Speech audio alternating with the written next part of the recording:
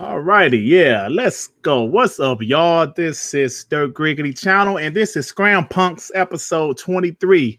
Usually, this is on my man MM2K channel, but I don't know where he is. I don't know where he at.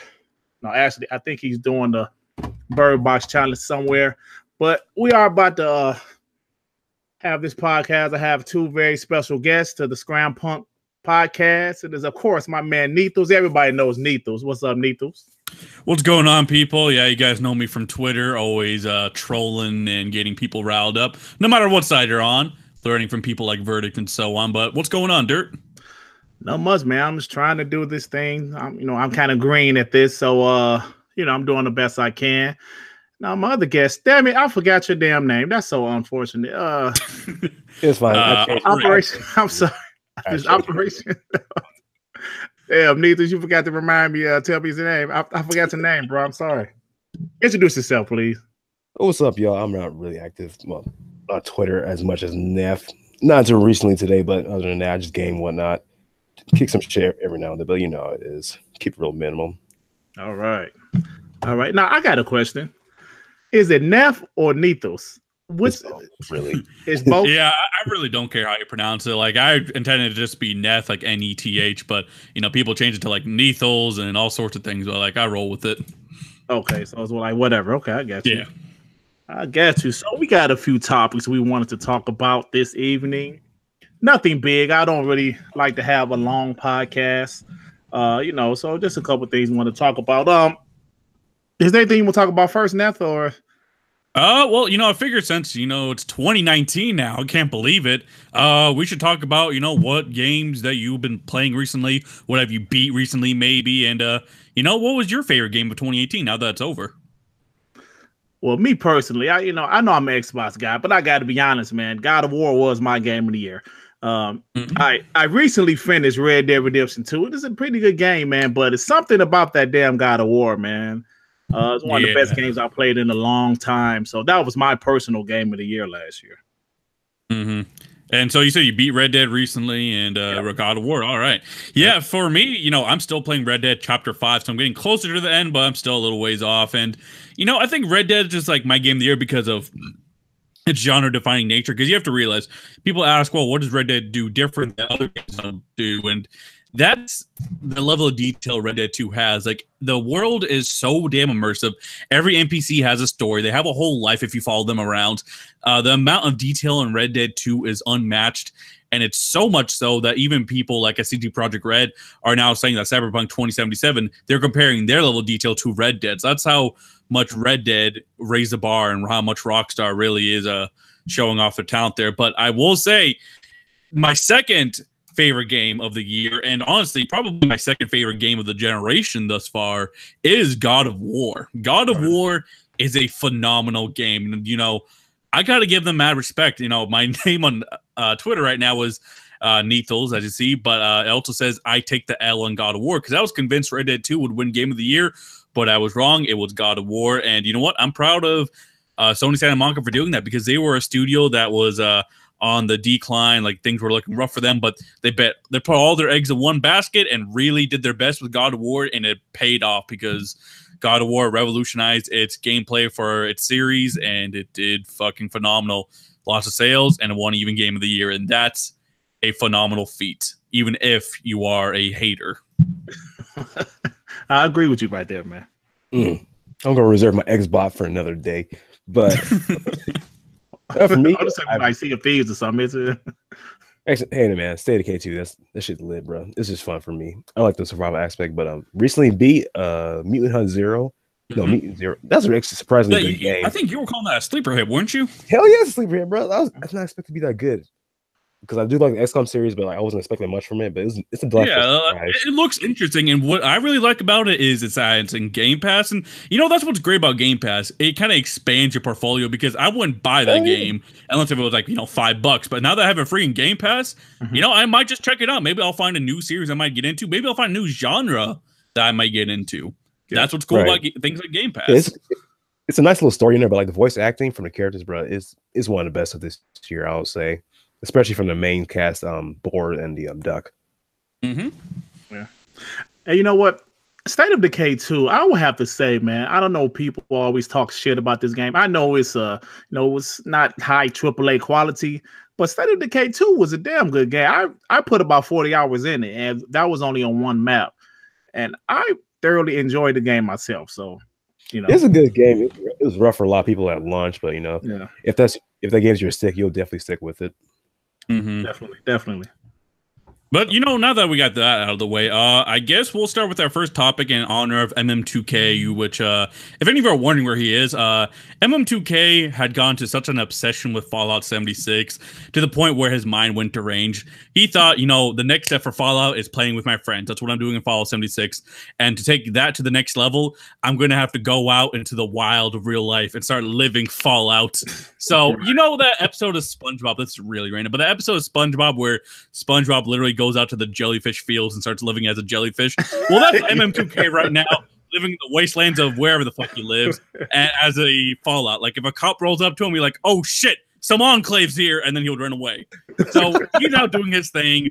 We're trying to catch him with the net or whatever the hell we have to do, but he'll be back eventually, people. So until then, he's out and about. But in honor of him, I think we can say that Fallout 76 may not have been as big of a flop as we all assume because it made it to the top 5 MPD. So I know Dirt fucking hates this topic. He's trying to run away right now. But Dirt, what do you think? Well, I haven't played the game, right? I'm not a Fallout fan. Like you mentioned, MM2K absolutely loves the game, man. I've never seen the damage control so severe. Nah, that's my homie. Right? That's my man.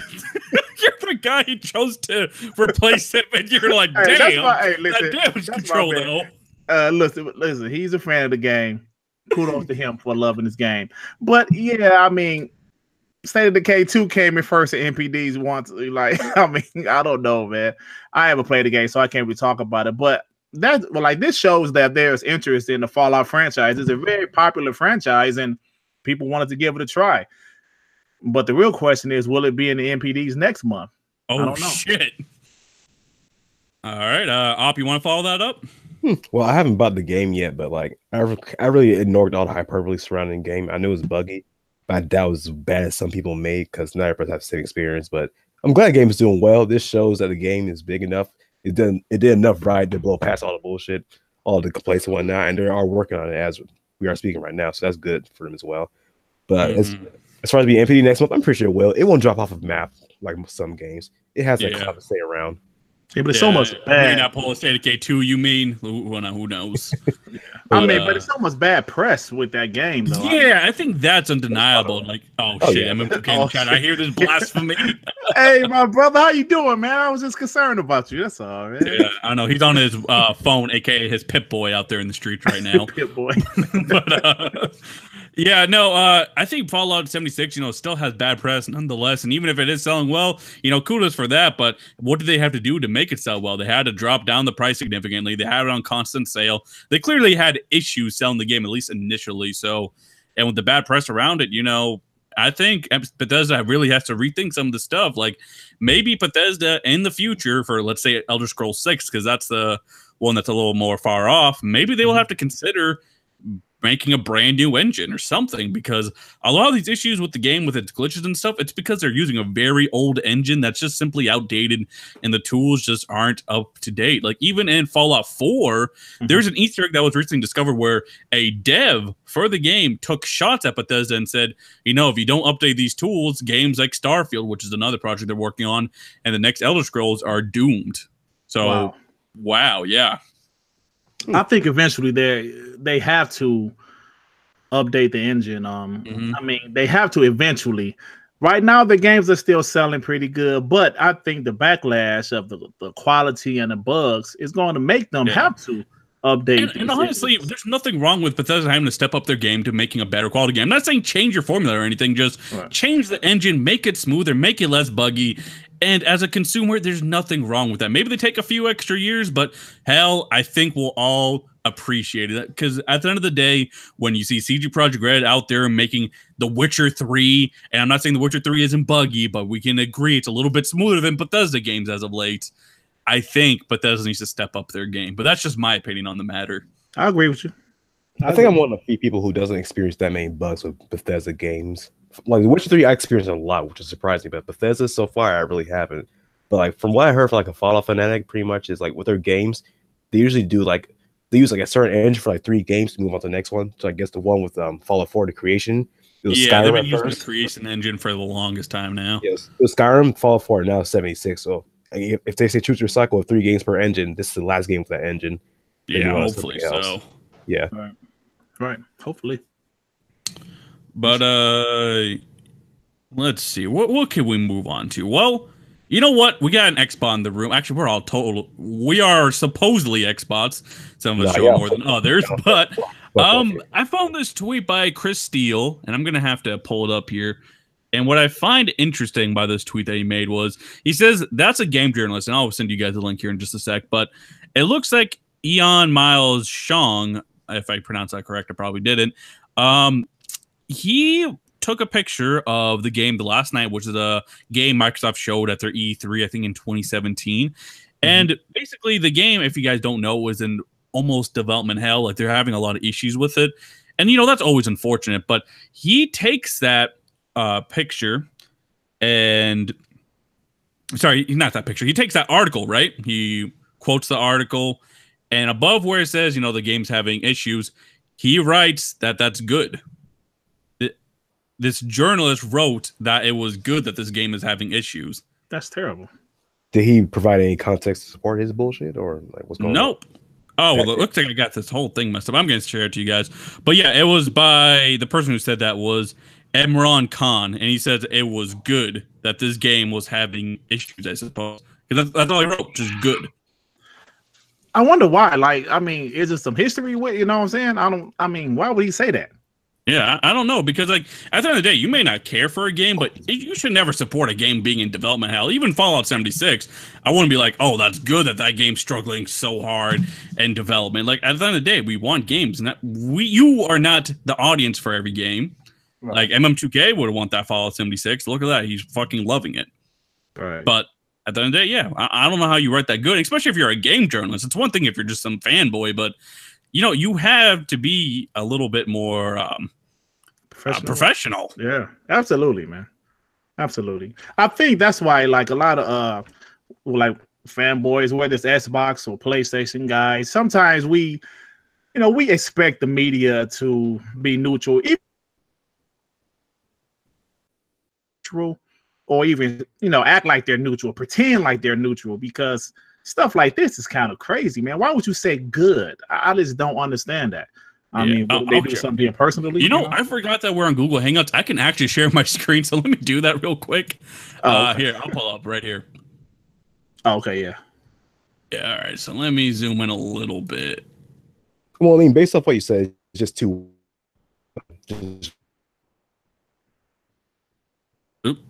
Just angle on this. Does he hate the devs? Like, what was going on here? He hates beautiful games? Like, what's going on, bro? What's going on? Yeah, but if you click on my name here, Dirk Grady, you should like share the screen to everyone. But yeah, it's Ian Miles Shong. He isn't the one who was making this. He was just informing that a Game Informer senior editor celebrates massive delay / potential cancellation of The Last Night. Told you these people still are out for Tim Sorrett. So I guess Imran Khan has a problem with some individual who's working with The Last Night or whatever. Wow. But the fact that this is his quoted tweet is he just says, good. Indie Gem, The Last Night development delay. Wow. How is that good? How is any game struggling to be in development good? That sounds like you want games to come out, and especially if you're a journalist, right. You know, that just gives credence to, you know, when the Xbox fan base, I have to admit, it says media bias and so on like that. And, you know, he makes journalists look bad when he does stuff like that. This sounds so weird personal to me, man. I'm sorry, go ahead. It does sound personal because, like, you never seen like talk trash on a game in the past, or at least I never noticed anything about it until now. So, like, for him coming here and say this, I'm like, was his is there some history behind you in this game? Like, what's going on? I guess so, because that's what he's saying. Like, this Imran Khan had a problem with maybe someone who's connected to this game, maybe who's a developer for this game. But I just think it's very unprofessional. Like, in my opinion, I don't even care about the last night. I wasn't very interested in the game, but I wouldn't like quote the tweet and say, "Oh, it's a good thing that this game's in development hell." Right. Like that's I would dare say toxic. It is kind of toxic. Yeah. No, it is toxicity. Yeah, I don't know, man. That's like this guy said. That's weird, man. That definitely sounds personal. Like I don't know. Somebody over there slept with his wife or something. I don't know what's going on, man. Yeah, I don't know. I just that type of behavior. I'm sorry, it's disgusting. Like when people get on like, certain individuals are being toxic or being disgusting. Like right now, certain individuals, I would say maybe on the PlayStation side, are a little upset with an Xbox executive, Mike Ibarra, all of a sudden because he's I would say he's kind of boasting a little bit. I think that's a good word for it, but it's all in good fun. It's all in competition. When we complain, we feel the Xbox team isn't being competitive anymore. And whenever someone starts being a little more competitive and starts trash talking, they suddenly cry foul.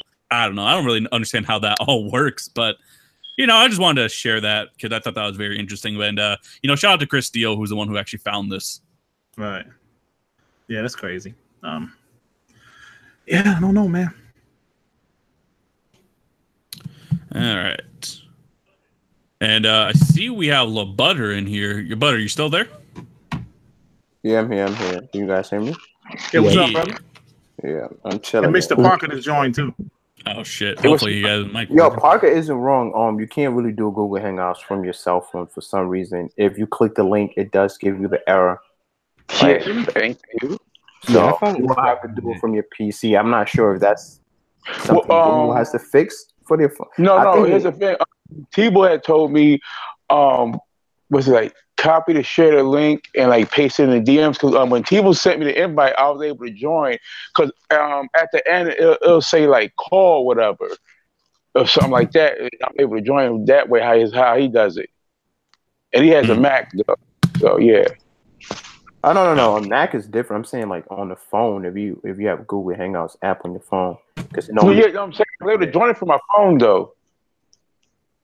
Oh, okay. For me, the workaround I use is like open Twitter on the browser, then go to my message, open a link from there. Oh yeah, but it doesn't work on the Twitter link, so I see what you mean.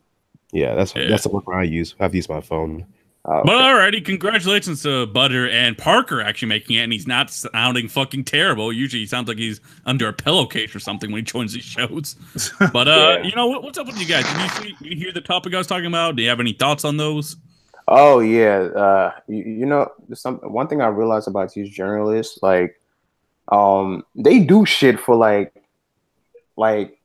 it's some of them actually, some of the journalists are just biased. They have their own personal feelings, but some of them like to stir the pot too. Like some of them really do it on purpose because if that's the wave that you're riding, everybody's doing it. Why not? Like if it's gonna bring more attention to you, whatever the fuck you're writing about, people do that on purpose too, just to like throw some salt in there. Like, you're gonna have people that's gonna want to defend it, then you're gonna have huge amount of people that's gonna hate it.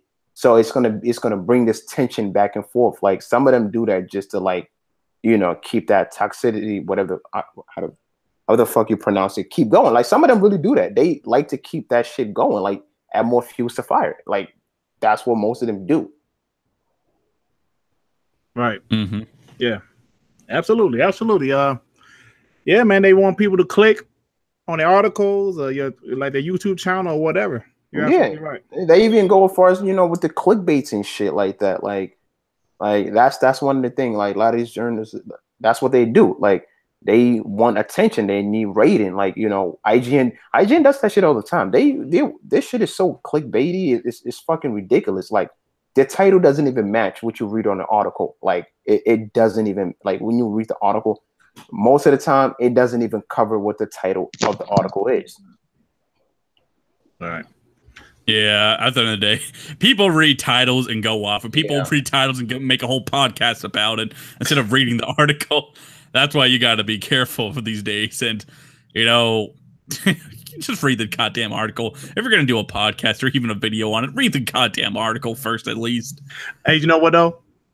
it works though, right? Because I mean, clickbait titles work.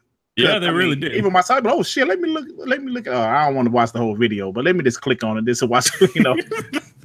Honestly, there's certain very clickbaity channels, and what I've been doing recently is if I'm kind of interested in his title or her title, whoever it might be, I click on it. I go to the description and grab the article link or whatever, and then just read the article instead of watching the actual video. Right. Yeah. Because like you can tell what the hell they're talking about when you just at least read the title of the article or read a little bit of it. Yeah, that makes a lot of sense. Yeah. And honestly, I do the same thing. I can't be bothered with some of these videos, so I just go right to the link and just read from there. Yeah. Yeah. So, all right. So what's next, Nito? What is next is interesting stuff about the PS5 and the next Xbox, and how a studio head from Avalanche thinks that the future could be crossplay between the consoles, because I'm the crossplay warrior, always talking about crossplay, and that topic's that when I'm around. So let's talk about it. Now that Sony has more or less done an 180 on their stance of crossplay, they have allowed it for Fortnite. They're allowing it for some indie game coming out that we actually saw at the Game Awards. I forgot what the indie game was, but it will have full crossplay. And I'm sure things like Rocket League and so on will get the patch to get the full crossplay going, now including the PS4 platform, and you can play against PS4 players if you're on Xbox or whatever. I think it's interesting that the studio head from Avalanche says they would not like to be excluded out of this new trend. And with publishers like EA coming out and saying things like, we want Fortnite style crossplay for our games, I think the die is cast. I think crossplay, like I've been trying to say, is going to become the next big thing in gaming, and people will no longer be segregated depending on the platform they choose. Okay. If you have the same game on a different platform, it's whatever. It's the player pool will be the same. Oh yeah, I think it's inevitable. Like you said, it's going to be 100% crossplay in the future, I believe. Like you said, it's just I support it. It's inevitable. It's the future. It keeps games alive. Bigger player pools are always good, better for players. Finding matches quicker. Now, I will admit, I don't necessarily want to cross-play with people who are using a mouse and keyboard, because most of the time, especially in shooters, it's just plain unfair. But if I can cross-play with, like, let's say the PS5 user base, the PS4 user base, we're both using controllers or whatever, and our games run more or less the same, I think that'll be awesome. Like, I can buy the new Battlefield 5. Like, Battlefield 5 I'm playing right now, it's phenomenal. If I can play against, let's say, Kratos, who's a big PlayStation guy, on his PlayStation 4, where he prefers just playing games in general, how is that not awesome? Instead of us having to have him go over to his Xbox One, having him, complain the whole time and just saying his Xbox broke and shit, which I think it actually did when he tried playing, he can just stay comfortably at his PlayStation side. We stay comfortably at our Xbox side. And, we just play some Battlefield. We can play some Madden. We can play some NBA. That's what this shit leads to. A lot of people were downplaying crossplay, saying that Sony would never do it, and now Sony did that 180. And I know some people are like, well, I can't take people serious who talk about crossplay but don't play Fortnite. But here's the thing. I was never someone who's mad at all. I really don't. I just think the game's just a weird Bob the Builder type simulator. But I do like that opened the doors to this crossplay stuff, and I'm glad that Epic took the stand saying, like, hey, they'll share their technology for crossplay with anyone and try to get crossplay going on more games. But what do you guys think about that topic? That's a ridiculous statement. People tell you they don't take you seriously if you don't play Fortnite. We were asking for crossplay as in general, not for specific games. So us not playing Fortnite or choose not to play, it doesn't mean we're not for what we've been pushing all this time. Exactly. It's for the prospect of crossplay. That's ridiculous. Also, there really is no negative crossplay. You can't sit here and say Sony's worried about their bottom line to do crossplay Xbox when they already do crossplay with PC and mobile. So are you saying if they're worried about their money now, why are they worried when they open up 2 other platforms bigger than Xbox? Exactly. Right. That's why I had to tell some people, and they were like, okay, I got quiet. I want to come in on the crossplay. It's big for us gamers and stuff. We're not have to buy 2 distinct consoles. I want to. That's the biggest part of the crossplay, in my opinion, and it puts the onus on the competing companies to put out their exclusives to be up to match. And now, if I one company's exclusive better than the other. I don't have to buy that other console. I can just stick with that one console and still play with my friends and still play Absolutely. And that's the Xbox thing and right PlayStation there. compete more. That's the thing right there. Yeah. That's the biggest advantage of it right there. Because my daughter is they're a PS4 fangirl or whatever, and she loves to play Fortnite and shit. I can't play with it because I mean I have a PS4, but I don't want to play. I don't have what you call it, like PS4 Plus, because I don't play online on the PS4, so I can't really play with her. But it would be perfect if I could just play with her on the Xbox and she's on the PS4. Like that's the biggest advantage right there. Yeah, exactly. And even if you did enjoy playing Fortnite, technically you could do that right now, playing Fortnite on your Xbox and play against her or play with her on the PS4 or whatever. But yeah, true. But I imagine you're not really a Fortnite fan anyway. Yeah, I forgot about that shit, that you can actually do that on the PS4 and Xbox. But I mean, what you guys get my drift, not just that game. Yeah. Like, But I'm any just game. like, I know Porter Rock's been making a good point saying, like, I want the stuff for Call of Duty, Madden, Battlefield. Then I can take it a bit more serious. And I gotta agree with them. If Call of Duty would finally get crossplay going, first they need to get dedicated servers because they're still cheap on that front. But yeah, if Call of Duty got crossplay going, I want to see that shit blow up. If Battlefield got crossplay going, I want to see that shit blow up. 2K or something like that. See, this is the thing, right? Like, once the door has opened for crossplay, it's never going to close, right? Right. And the problem we're going to face is this. It's no longer going to be Sony. It's going to be developers, right? If Call of Duty decide to, like, open a crossplay, that means less units sold. Technically, if you want to be honest about it, it's going to sell less because people don't need to get it for Xbox and PlayStation to play with friends like they would today. So the biggest problem is going to become these developers these companies is going to think about that. Like, look, I know it sounds cool and all, but I want people still to buy 2 copies, right? So some of them gets greedy. So that's going to become a problem we're going to face. So it's not about, and that's the thing too. So the only reason why Sony's going to able to get away with not doing crossplay because if the developers turn around and pull some bullshit, because you're just going to give Sony an excuse to say, look, this is why we don't want to do crossplay. And that's why Sony didn't even think about doing crossplay. But now that the door is open, if the developers don't take a chance, Sony's just going to turn around and be like, see, nobody wants to do it. And they're just going to go back and cut that whole shit off. Like, yeah, you brought up Call of Duty, Butter, and I have to think about that for a second. I'm sorry, Manhattan. I'm still getting used to your new name, but I have to think about that. Call of Duty releases a new game every year, and I think their biggest fear is people not moving on to the new Call of Duty every year. Yeah, right. Like, for example, Black Ops 4, I would say that's one of the better Call of Duties. I'm really liking it. But whatever the new Call of Duty is, let's just call it Advanced Warfare 3. I don't know what the hell it'll be. Yeah. But if people don't move to Advanced Warfare 3 and they stay on, Call of Duty Black Ops 4, that could be a fail in Activision's eyes. And if you had crossplay, it's only going to make that even more difficult to move on.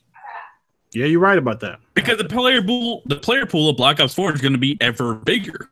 People are going to have more of an excuse to just keep playing Black Ops 4. And now that you mention that, Neff, the funny thing is that it's 2 different companies making Call of Duty, so they can suffer, right? If Activision make it and people still stuck on this one, they're going to be kind of like, damn, like, oh, we just lost some money because nobody's moving over, So it is going to, like, a lot of games like Madden and all of that stuff like that.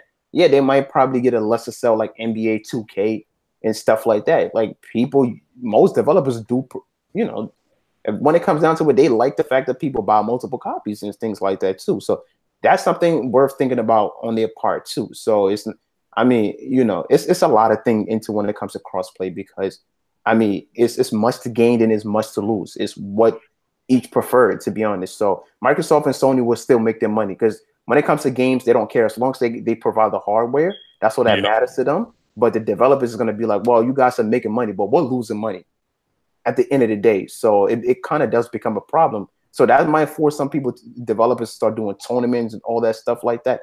Then it's just going to be too many tournaments to try to make that money back. So it's a lot of variables too, though. And, they're just going to have to see how it works. Like, I know for Activision, their big test is probably going to be Overwatch because Overwatch, they're talking about doing crossplay. And, I honestly think a game like maybe the next Battlefield or maybe even this Battlefield might try crossplay for EA because EA, they're the ones who took the biggest stance saying they want Fortnite-style crossplay. They really believe in the idea. They can't backpedal, though. They cannot backpedal because EA they've been taking too many L's because people The thing is that EA just can't backpedal from that after coming out and saying all of this crossplay. Them and Bethesda too, like so they both taking L's and all odds is on them. So when this crossplay become official, those two got to be out the gate saying, "Listen, our game's going to be crossplay." Because the moment they come out and say some bullshit, that's just it. Because they seem like they dictate what it like the industry is going for the developers. So if they say no, Sony's just going to be like, you know. But it would be interesting to see the people's reaction also, and then I'll let you guys talk because I've been talking too much. But let's say this Battlefield eventually gets crossplay, or maybe the next Battlefield gets crossplay. And let's just take the one after that, and let's just say they don't do crossplay. Will there be enough outrage by the people to make them change it back to crossplay or not? Will we truly learn if people care about crossplay or do they not? That's what I want to see. I want to see the reaction of people having crossplay in a big game like a Call of Duty or a Battlefield or whatever, and then having the same company or whatever just take away the crossplay. And I want to see if people really do react because, in my opinion, I think there would be a big outrage if some of the crossplay was taken away from someone. Absolutely. Like they would think like, wow, I have to buy 2 copies now. Like it was like butter situation, you know. And people don't have to buy 2 copies anymore. Is that going to hurt the bottom line? But the problem is that you can't really complain because it's like you complain and got crossplay, right? And then you got it, but the developers are now saying they don't want to really do it because they don't want to lose money. So it's now the question is, was Sony ever the bad guy now? Like because it's like, well, Sony was stopping the progression of gaming, stopping it from evolving, but now it's going to become it was never Sony. It was just the developers themselves. Right, they're the one that's talking about how Sony was holding the gaming industry back. But if they turn around and start saying like, "I don't know if we want to do crossplay because then it's going to be less sell," that's going to be a problem. So it's like, now now what basically? Because what's the point? I mean, yeah, crossplay will be good because a lot of games will benefit from it. I think even if somebody developers say no to it, crossplay shouldn't. You shouldn't like get rid of it because some games are going to benefit because games that can't sell a lot of copies, they're going to benefit from it. Like, people were still going to be able to play some games with their friends or whatnot like that. I still do think crossplay, and crossplay would generate money. If you got both people on Xbox, PlayStation, PlayStation and PC all playing, people are more likely to buy content if developers think about it because now it's going to be more people playing your game, more people, then you could put out more content.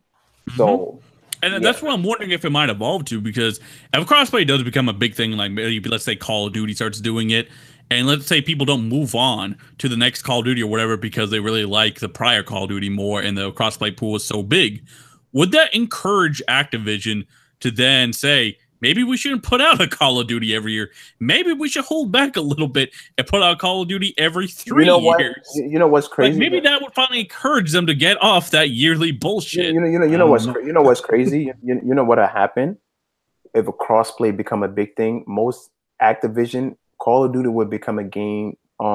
Game for service. Like it's gonna just be one of those maybe things that's what they would have to evolve to. They're gonna make one Call of Duty game and just keep adding DLC content to just as move forward because it's no point. Like now, and would that be a bad thing? Actually, that's why I could turn to the panel to like, do you think that'll be a bad thing? Dirt, you guys get no, not really, because you can work out route with that and do expansions with it.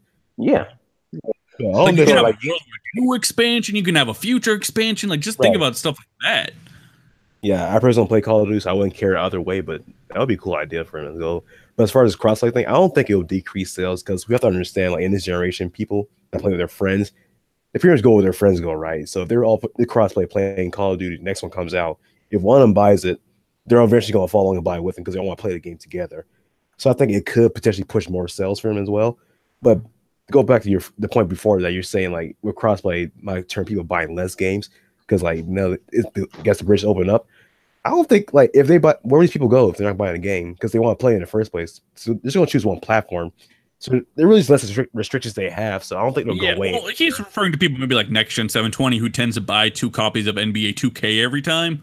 So instead of him having to do that, he wouldn't have to do it anymore. So double dippers then. Yeah, that's what he means. That would buy it on PlayStation and Xbox because they have friend on both platforms.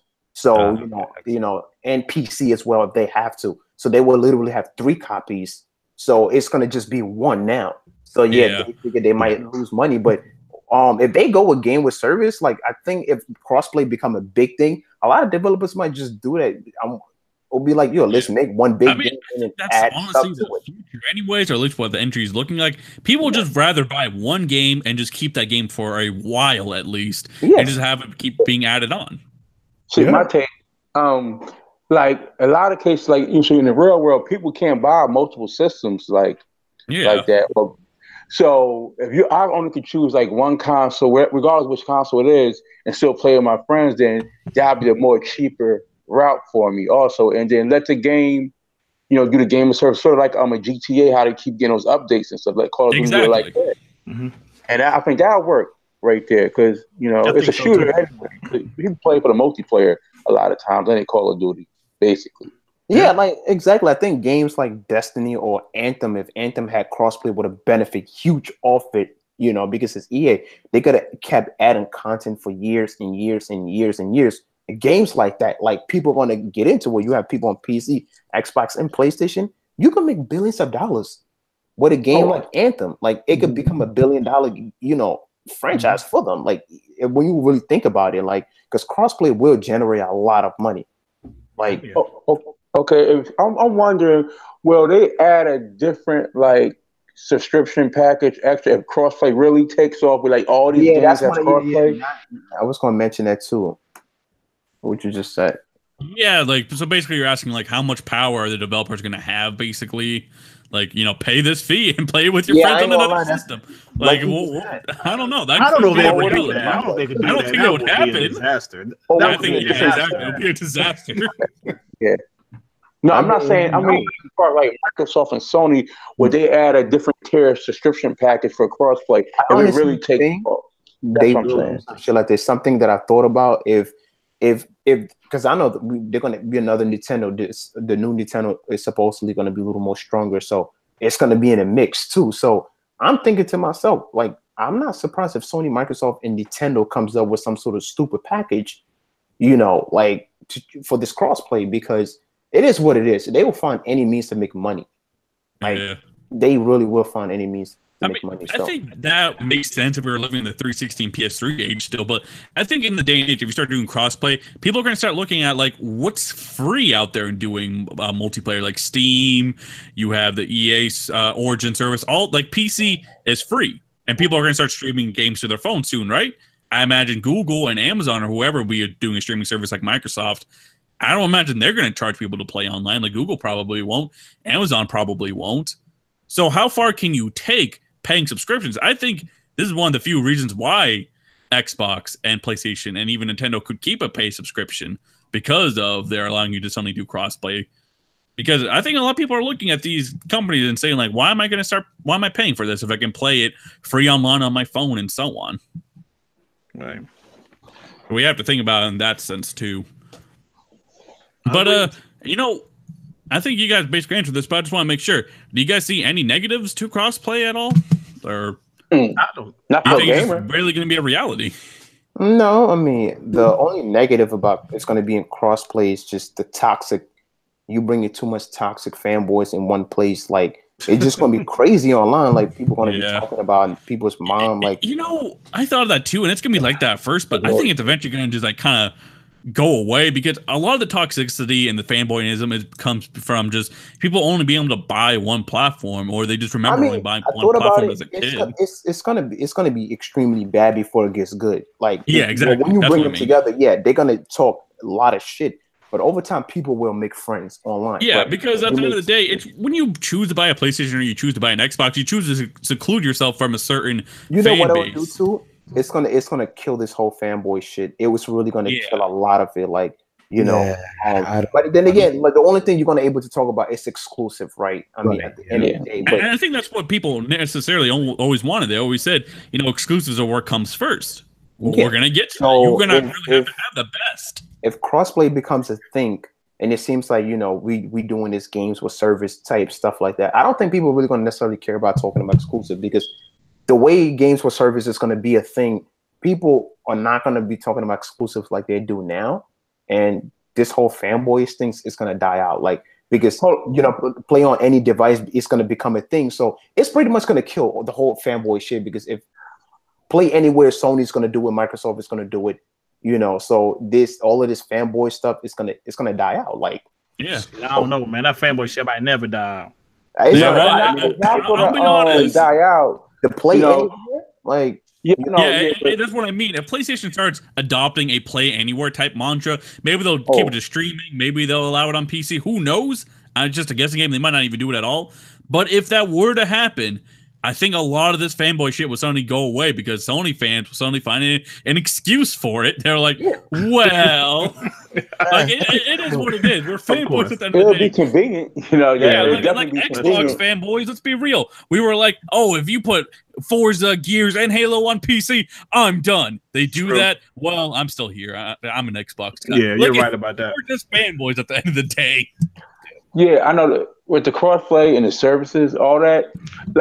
I just feel it's all gonna come down to the exclusives. You ain't gonna put all the multiplats on your streaming service anyway, though, right? So it's gonna be what's gonna draw the people in is gonna be your exclusives that you have on those services and stuff. That's why Microsoft does their day and date exclusives on there, because that's gonna be the selling point. Mm-hmm. Damn, Parker, I mean, we usually call you a dumbass. You're actually doing good today.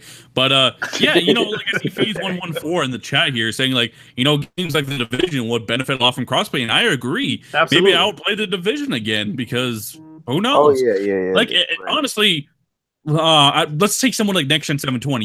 He has a pony contract now, but, like, on the low, he always plays Xbox anyways. Right.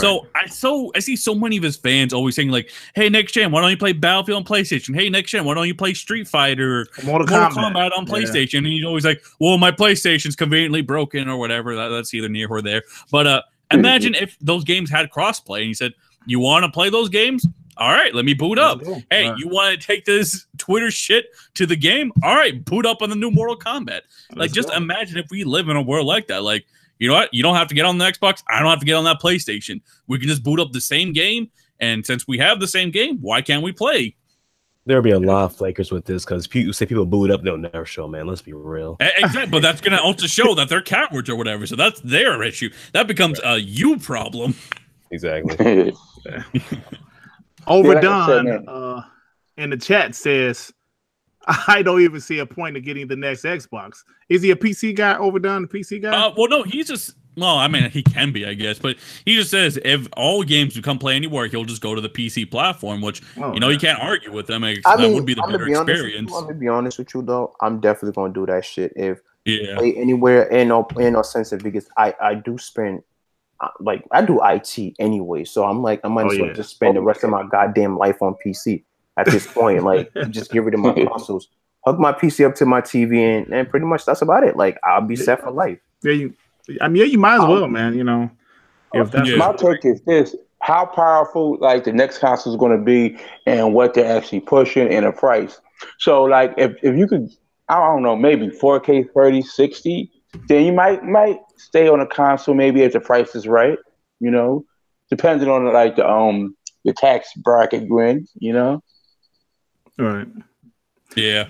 True. But I think the appeal of consoles will always just like become just convenience, like it's plug in and play or whatever. That's gonna become the main convenience. Because I think PC, they might just get almost everything. Maybe you'll have to stream certain games. Like I imagine Sony maybe would force them to stream or whatever. But hey, I think people will just deal with whatever. But we'll see what happens.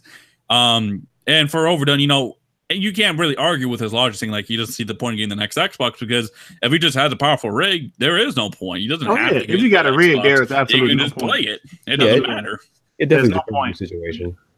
Yeah, exactly. And you just said right there, don't get me wrong, if PS4 or PlayStation 5 games available everywhere, I would only have the PC. Yeah, that's what I meant. Like, if you just only have to get a PC, he'll be there. But to be fair, even though I thought about kind of doing it, the thing is, I don't want to play against PC players on, my multiplayer games like Battlefield or Call of Duty. Call me a fraud or whatever, but I don't want to play against mouse and keyboard. I'm just going to get my ass kicked. Like, mouse and keyboard, those are some different people out there. Like, that's what I like about console, feel more up my alley. But, playing single-player games or playing RPGs and stuff, it's phenomenal on a mouse and keyboard and a PC setup, really, in general. Yeah, I'm probably the only one who isn't bothered by playing against mouse and keyboard because I want to get better. So I'm gonna get my behind B for a little while until I get up the curve. Yeah, I mean, I'll just see how it plays, but I just imagine I'm gonna get murked all the time, and it just wouldn't be for me. And then let's be honest, people don't like to talk about it, but there is a serious hacking issue on PCs for certain games. Oh yeah, definitely. I don't want to even deal with that shit.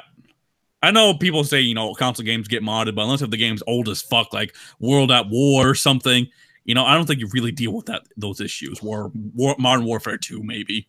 It's very few and far between as yeah, far as console games. I think we need to get that out of the way. But, you know, it's 9:10, so I think we'll have time for just one more topic. We'll probably try to end by 9:30 or so. Oh, and this topic is from Push Square, and it seems that there's evidence mounting for an unannounced Uncharted game. You know, I put this little question out on Twitter and asked, you know, if we include The Lost Legacy as a full Uncharted game, or maybe you just count it as DLC, would this mean there's between 5 and 6 Uncharted games? So there's Uncharted 1 through 4. You can count Lost Legacy if you want. That would make it 5. And this new unannounced game, if it's true, I imagine that'll be a full game. So that could make it 6. Or maybe if you don't count Lost Legacy, it'll make it 5. Either way, if there's between 5 and 6 Uncharted games, is the franchise starting to be milked now? I know a lot of people get on Halo saying, like, you know, there's like 7 Halo games. That shit is milked. But Uncharted started on the PS3 age, and there's already 5 to 6 of them. So yeah, but being milked. I'll answer this though. And no, I don't count like the Vita games and shit. Those are side games. I don't think the Uncharted series is like close to being milked because it's not coming out every year though. So like. Yeah, but to be fair, Halo wasn't coming out every year, nor is Gears. But we say those. That's just a fanboy thing, though, man. They said Halo is being milked because that's fanboy shit. Let's be honest about it. I mean, your best IPs, you want to keep making them. Same thing like with Mario. Yeah. Yeah, well, I mean, Mario, I think, is being milked, but you know, I think, but it keeps on selling though. Yeah. Being milked means of a lot of games that people would assume, like, you have 7 Halo games, milked. that's automatically milked. They come out every year. Yeah, what definition I'm trying to think of? Someone said on Twitter, shout out to whoever he was, but he said, you know, a game is being milked when it comes out and it's just uncreative compared to its prior entry. That, you know, it's starting to become soulless. It's just the same game over and over again. When you think about it, games like Call of Duty fit in this category. Games like Madden or really any sports games fit in this category. They come out every year. They become a little soulless. You know, they lost that feel, and you know, they're not up to par what they once was. And even Halo, to an extent, you could say, you know, started to feel milked, like they couldn't quite get it right. But hey, maybe Halo Infinite will turn it around. But yeah, I don't think it's necessarily having a lot of games makes a franchise milked. It's when the games are no longer being unique, being creative, having that like same feel as they always did. I agree with what you said. Now, I have a perfect example with God of War, right? We all know God of War Ascension was, you know, it was okay. It wasn't as good as some of the other God of Wars, but it felt the same. So when those guys took some years, took their time, you know, and made this last God of War, it's a whole new, even though it's the same franchise, the same character, it's a whole new game. It's a completely different game. Absolutely, man. And I hope that's what happened with Halo Infinite. You know, they knew the 15, even though it sold well, it was pretty mediocre to some people. They said, yo, we got to get a new engine, reboot this whole series. Yeah, we'll get to that later. But what does the other panel think? Like, do you think Uncharted could potentially start being milked now, or are the fanboys right? Once you get to a certain number, it's just being milked. Well, by fanboy definition, it is being milked. But at the end of the day, this is not really a bad thing as long as they continue to prove the franchise. Me, I'm not a big fan of Uncharted. I think it's boring as shit. But at the end of the day, it's successful for Sony, so them making more, it's a smart move for them. But absolutely. Yeah, exactly. As long as you can keep the franchise fresh, that's a perfect word. Fresh. That's the word. Then yeah, I don't see a problem with them keep making these games. I don't see a problem with Microsoft making more Gears and Halos and of course Forzas. Yeah, right. What about CFPs? It's kind of hard to tackle because like some people say something's being milked because it doesn't feel the same anymore. It feels like dated, which is it's a hard thing to tackle because like it depends on what game you're playing, right? Some people say Halo feels dated, it feels not fresh anymore, but I mean, personally, I think 303 took missteps with handling Halo 5 in certain areas. So it's not like it doesn't. Like, I'll be honest with Halo. Fuck it, we'll just jump to Halo because I'm a Halo guy. But you know, the problem with Halo is like 343. I thought they did great with Halo 4's story. The multiplayer was not a Halo multiplayer at all. That was just garbage. They made it like more Call of Duty like. You had custom classes. You had ordnance drops were basically care packages. That was not Halo. And Halo 5, the single player, I think we can all agree, was very disappointing to say the least. And its multiplayer, I think it hit on something good. Like, it had fair starts. It was a little bit more like what Halo should be. But I think what the Halo franchise needs is more options. So not only do they need to go back to the original art style, which they clearly did with Halo Infinite, and maybe expand on the single player, because apparently one of the requirements of being hired for Halo, for the Infinite at least, where they were looking for someone who has experience in first-person shooters, obviously, and RPGs. So I think they're looking to expand the single player of the Halo Infinite and maybe change it up. Like, I think when we saw like the light in the engine demo, that was from a pillar, which you saw in Halo 1 a lot. And I think maybe in Halo Infinite, they're going to add explorable areas. You go to these pillars or whatever, and you can explore maybe kind of like dungeons and stuff. And so on. Maybe you can level up your Master Chief and so on. So I think that'll be great if they expand the single player and make it, more open world, more enriched. Halo could really use something like that. And for player, I want them to keep something like Halo 5. Maybe evolve it, maybe downgrade it a little bit, do what you have to do, maybe take away Spartan charges, who knows? But I think you need an option for a classic playlist area. So you can play classic Team Slayer, classic Capture the Flag, where you don't have, sprint and all that. It's just traditional Halo. So for those hardcore fans that like that stuff, which I'm one of them, I like to dabble back in the old Halo play style, they can have their subsection. They can have what they like. And the new players, the modern players, they can have theirs. Yeah, me personally, I feel like Halo 5's multiplayer is like the perfect base for them to go forward. I thought it was dope. So, so people, I think it would be a mistake to get rid of that, to be honest. Yeah. If you want the older games, that's why you have the MCC. I believe they have a team dedicated for updating the game going forward. So for them, it'll remain fresh for them going for years to come. So. But you know what I mean? Like they could honestly just put like a classic playlist or whatever. Yeah. Let them just fuck around with that. Yeah. Definitely can't do it. Because honestly, when you think about it, Halo it's really weird to put on paper. You're essentially like a turtle that's walking around like a freaking tank and shit. You can't sprint or anything, and you don't really aim down the sights. You just hip fire and you just aim for the head all the time. I'm sorry. That's the only thing I hate about Halo, the fact that you can't aim down. Like, I know you can do it with like what? Certain weapons with scopes. Yeah, but that shit like in Halo 5, you can aim down the sights, but that doesn't really change anything. But yeah, that's the thing about Halo. Like, it sounds really stupid on paper, but when you play it, it's just different. It's very unique back in its time. I think it's especially unique now because in the day and age where, Call of Duty and stuff took over, games today are all about mobility. How fast can you go? How can you wall run? How can you have these special powers and so on? And where Halo, it's just basics. You just play, and whoever's the better player often wins. You could shoot me first off, but I can turn around and shot you in the head and you die first. Right. It's about the skill. It's not about who's lucky. Absolutely. It's funny. And that's what I like about Halo. About mobility. I'm pretty sure that's why this has been a big wave of people saying Uncharted and The Last of Us multiplayer is better than Gears. We've seen that. I'm pretty sure they're saying because you can swing around a map and whatnot. No, Uncharted, I'm not gonna lie. Like, Uncharted and The Last of Us multiplayer to me is like, Uncharted is good, but Last of Us multiplayer is really challenging. Like, it's kind of unique in its own way. Like, it does borrow elements from Uncharted, but it's kind of difficult though. I've never played it myself personally. Yeah, I mean, I played on maybe a little bit, but like, it's unique what they did. But honestly, I don't think it would touch what Gears is doing. I know a lot of people are like, "Well, Gears is always the same," and Gears needs to evolve itself. But a little bit. I don't know, man. Well, the reason why people are saying it, like, because Gear hasn't been what it used to be. So, I mean, then again, like, you got to understand, a lot of people don't remember the time that people was on a line at GameStop where the line was going 3 straight blocks for Gears of War game or for a Halo game. A lot of these cats don't remember those days. So yeah, they will say it, but they don't remember how big Gears and Halo was. And let me tell you something. So, And let me tell you something. When Halo 3 came out, I was working part-time at GameStop. And I was in the suburbs of Detroit, so I'm like the big black guy at this store. It's only white people at the store. So I'm the big black guy.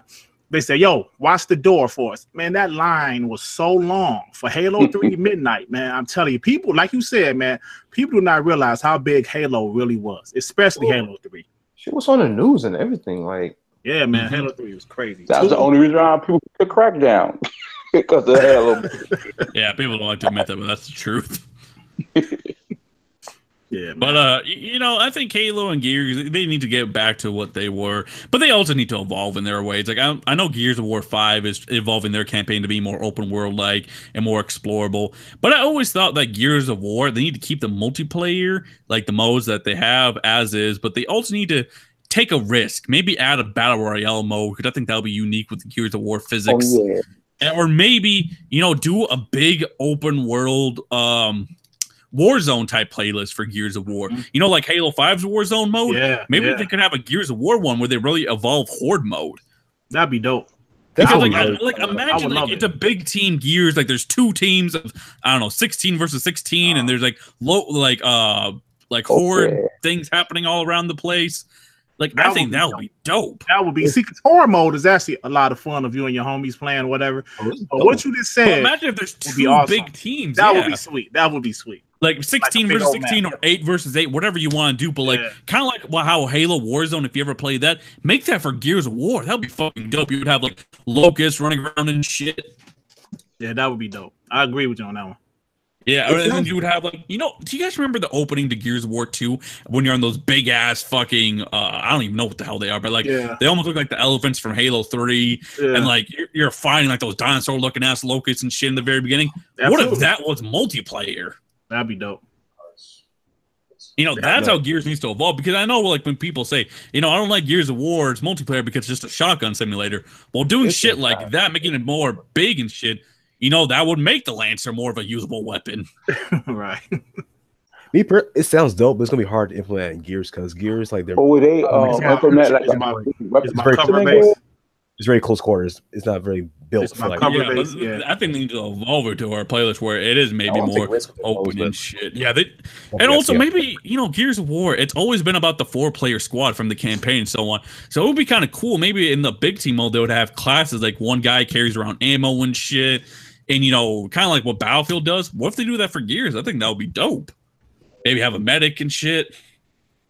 Oh, yeah. I don't know. We shall see. What about, like, weapon upgrades and stuff? Yeah, weapon upgrades. You know, who knows? There's a lot of possibilities. But, yeah, I think Gears needs to take that big risk. I think Halo needs to take a big risk. Because that's the thing about 343 and the Coalition. They played their games very safe. To be fair, Coalition only has 1 game. But 343, yeah, they need to... They need to take a big risk in a smarter way. Halo 5 multiplayer was pretty good. That story was not. They have to take big risks because this is the thing. I'm starting to notice a trend where at this point you have nothing to lose. If it don't work out, you can always go back to what worked, right?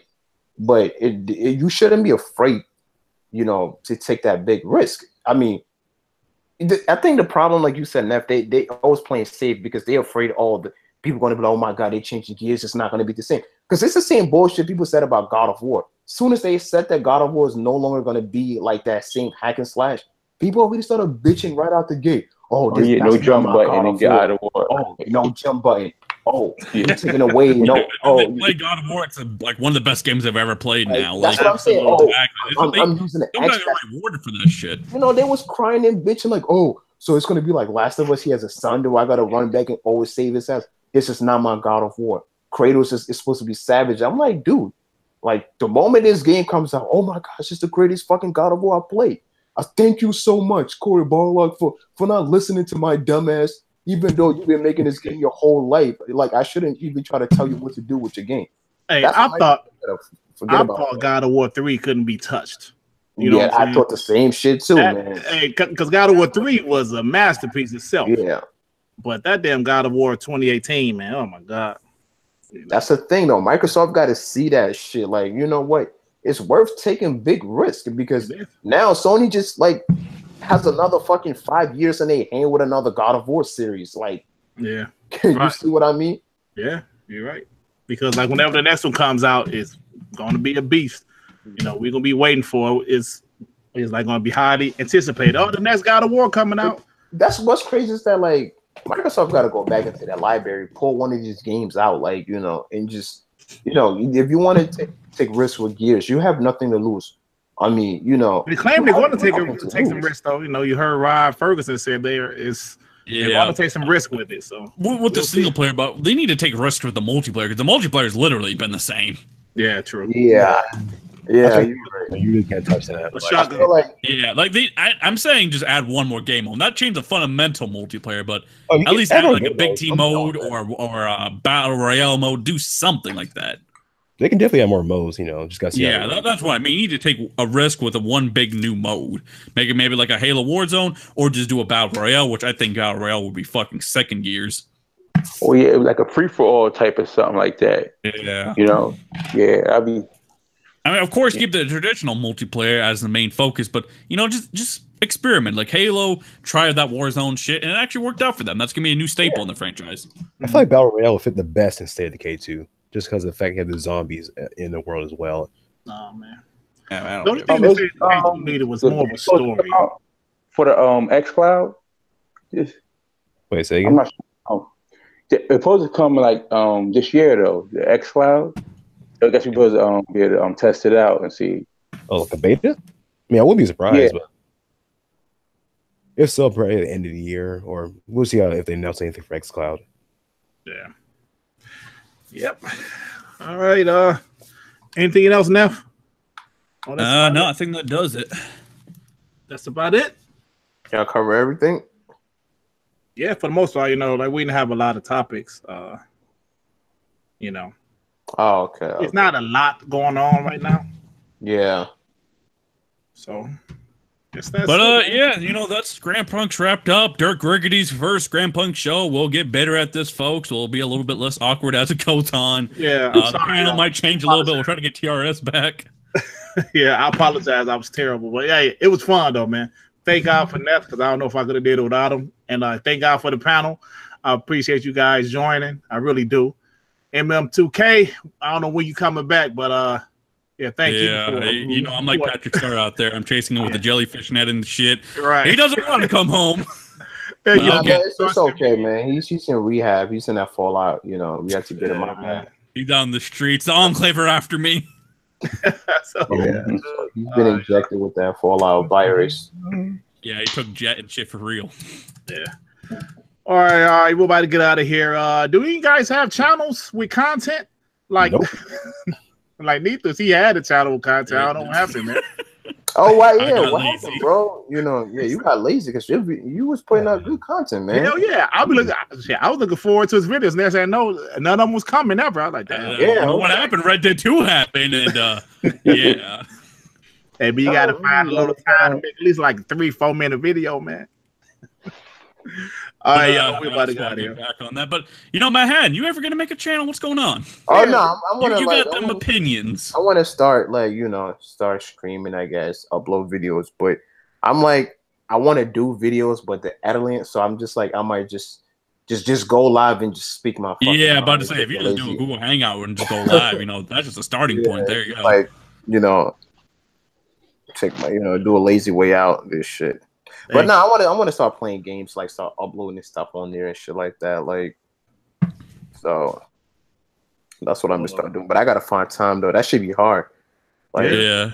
I be And tired. you know, I think Parker is he's a diamond in the real rough over there.